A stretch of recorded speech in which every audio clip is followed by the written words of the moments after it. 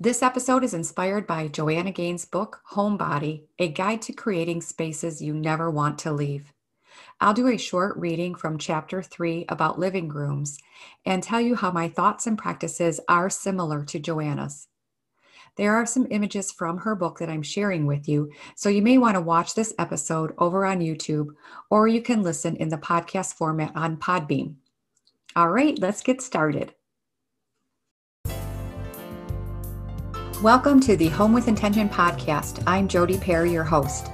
I support the do-it-yourself homeowners by delivering interior design services with empathy, intention, and simplicity at jodypeardesigns.com and by curating a collection of meaningful home products available at essentialpairings.com. My purpose with this show is to inspire you to create a home that is a reflection of you and what you value most in life. This podcast will support you in breaking through the limiting thoughts and fears that have been holding you back from creating a home that is uniquely you. There are no decorating rules or trends to follow here. Only inspiration, ideas, and encouragement to express your kind of beautiful, a home that captures the essence of your soul. It's time to create your home with intention.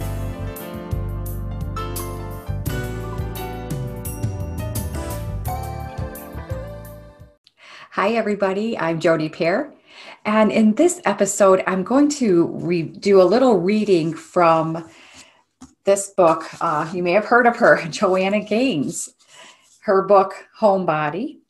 And it's a guide to creating spaces you never want to leave. And I'm going to review for you just a snippet of a chapter. Is chapter 3 on living rooms. And I'm going to show you a picture, some of the pictures that she has of her own living room. And what I love is that, like me, she sees symbolism in things, in decorative things, like this picture behind me. I've mentioned this is my dreams shop. That is a fake storefront that I found on unsplash.com. It's a free image. I added my logo to the front door. This picture is very meaningful to me. This picture, I actually place that on the floor when I'm recording, just so that you can see the store in my background. Typically, that picture of my dream shop is hanging right here next to me. So as I'm sitting here at my computer, I see it. But, and I've mentioned before the meaning of the plant and that red prosperity box behind me. Here is a mirror, right here. And back there is another mirror. Those are symbolism to me. Those mean reflection and expansion. And I want more of whatever I place in front of it. And then there's my granddaughter's artwork that you see behind me. Anyway, I look at things differently. And I guess I want to inspire you to do the same thing and really think about the items that you're placing in your space. And Joanna, in her book, in her living room, she is describing a couple of big significant pieces that she has placed there. One is an antique street sign that she and Chip purchased when they were on their honeymoon. So it's very meaningful to them.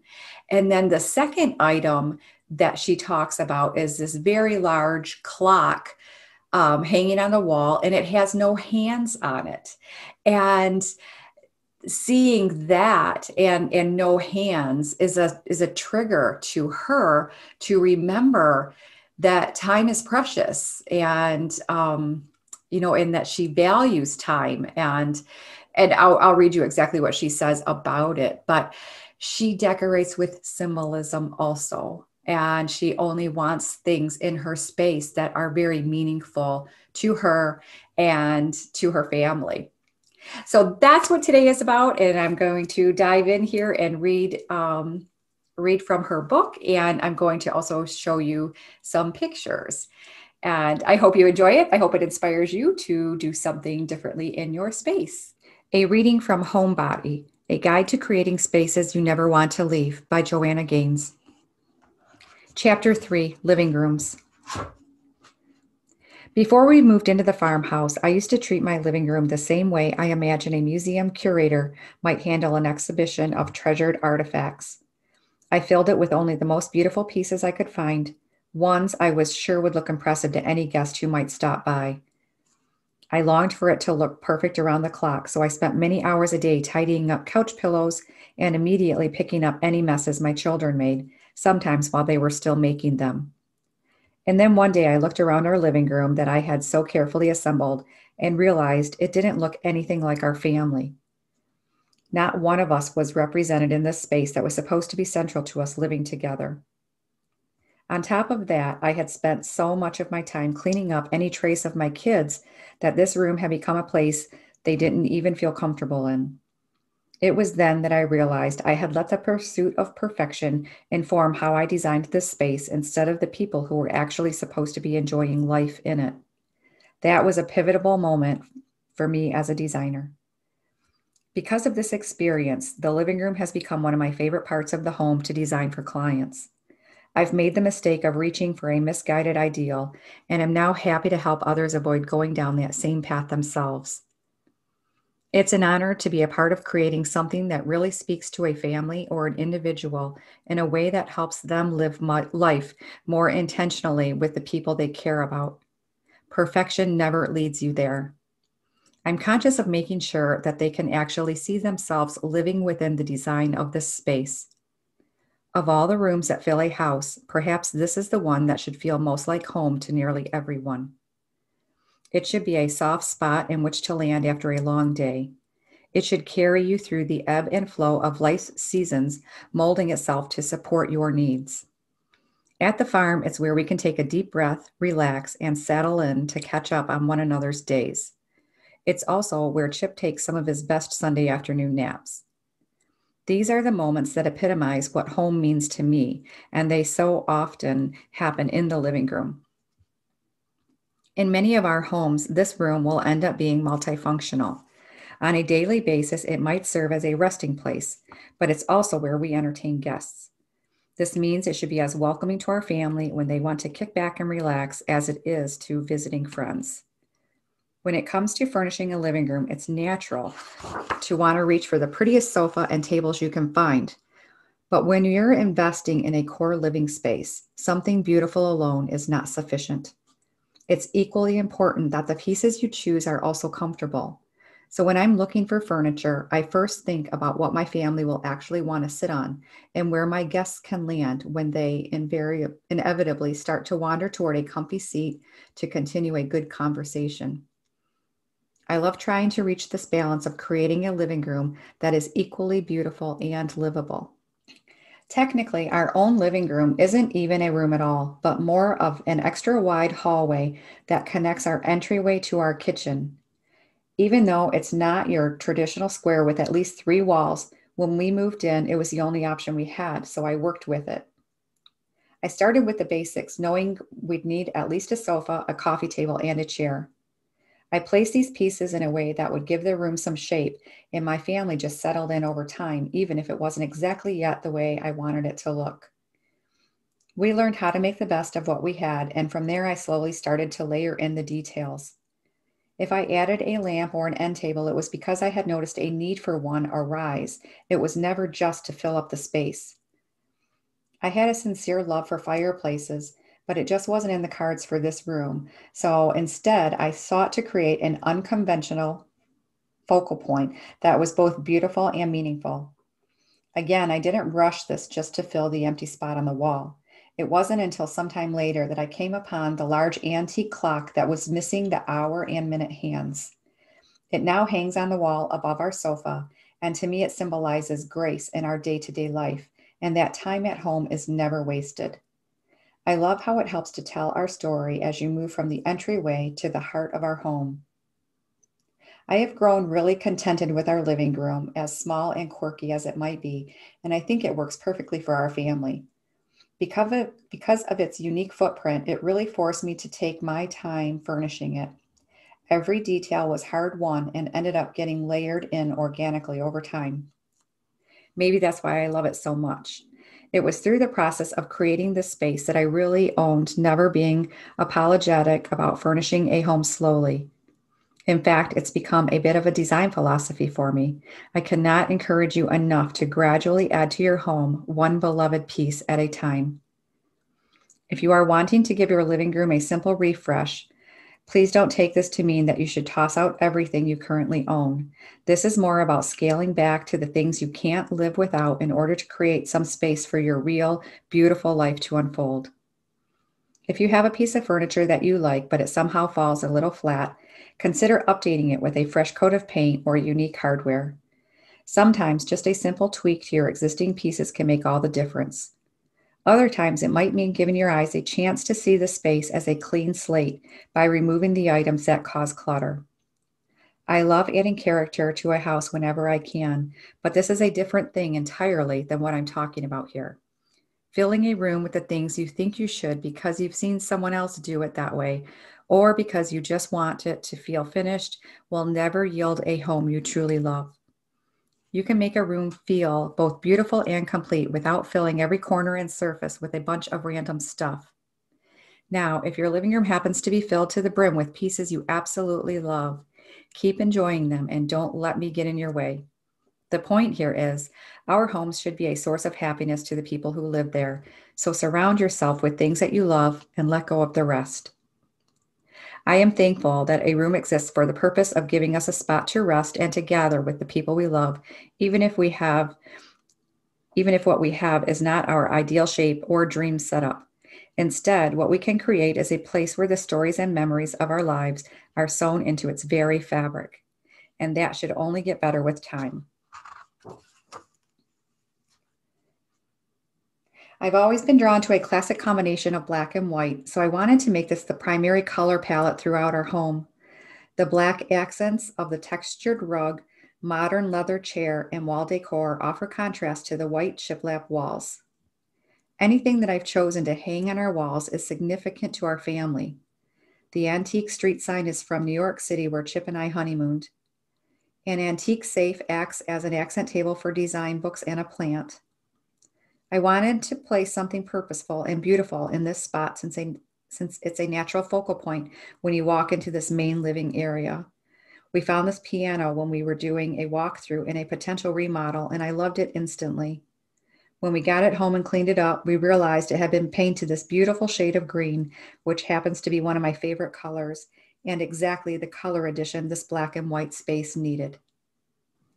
Okay, I hope that you enjoyed that and learned something from how Joanna approaches her own living room. There's a lot more in that chapter on living rooms, but I really wanted to just focus on how she designed her own living room. I think that that's important to kind of go behind the scenes and see what designers are doing in their own home, and these, professional decorators, and how are they approaching their own space compared to what they do for their clients. Is it the same? And we're so used to seeing all the flash and the big reveal on HGTV and in the magazines, but there's so much that goes on behind the scenes. And I do really love that at heart, she takes it to heart that, decorating and designing your space should evolve over time, not quickly just to fill a space. So she does say, a couple things I wanted to point out is that she does say this should be a slow process, and that she will wait for a need to arise before she really determines what it is she's going to buy, or how is this room or this particular space going to function for her and her family. She waits for that need to arise, and then she figures that out. Let me see.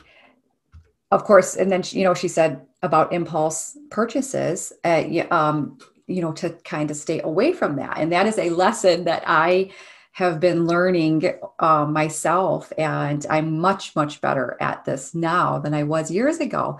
But I would want, a new look, or, maybe something trendy or something. And I would just go out and on a whim, and it's like, oh, that's not exactly it, but I'll buy it. It's close enough, good enough. And that never has a happy ending. I don't know if I own any of those items anymore that I did purchase on impulse that way. It just doesn't result in creating a space that feels great. And the clock. So the two items that I thought were so interesting that she has in her own living room, of course, was the cross street sign that she and Chip purchased on their honeymoon, and then also the large clock with no hands. In another interview that I read about that clock, Joanna said, "This old clock, it's one of my favorite pieces in the house. Anytime I'm home with the kids, time kind of stands still. I feel like always remembering just what a gift time is." And so that's slightly different than what she wrote in her book. And that's what I love, because when you decorate with the symbolism and meaning and intention in mind, those symbols and those items are going to change as you change. But regardless, they are still going to trigger a thought and maybe a new story. And so she has two, they're similar, but her focus is different in what that clock symbolized to her based on different periods of her life. So I love that. I mean, so when you think about that, your decor should always feel good to you and always mean something to you. And I hope that's a good example for you to realize that. But okay, anyway, this is it. And I will see you in the next episode. Bye. Thank you so much for being here. If you enjoyed this episode, it would mean the world to me if you could leave a 5-star review on whatever podcast platform you listen on, because it helps me to grow this podcast and to reach more people. Because the more people who choose their surroundings with intention, the more people can follow their heart back home to themselves, which is the mission for this podcast. Once a month, I will randomly select a reviewer and offer them a free download of my book, The Art of Decorating with Intention, a guidebook to creating an oasis for your soul. For more frequent insights and inspiration, you can follow me on Instagram at Jody Pear Designs. I have been fortunate enough to find the most helpful resources and amazing people whose work has touched me and inspired me to show up here today.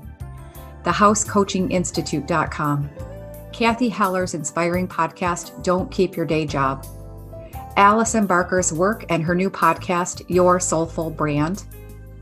The Sheri Nancy Show, a podcast for women in their 50s that is hilarious and deeply inspiring. And Sandy Monroe. She is a joyful life lived on Instagram, and her brilliant teachings and guidance are exactly what I need. I'm so grateful to have found each one of you along the path towards fulfilling my dreams. I'll see you in the next episode of Home with Intention.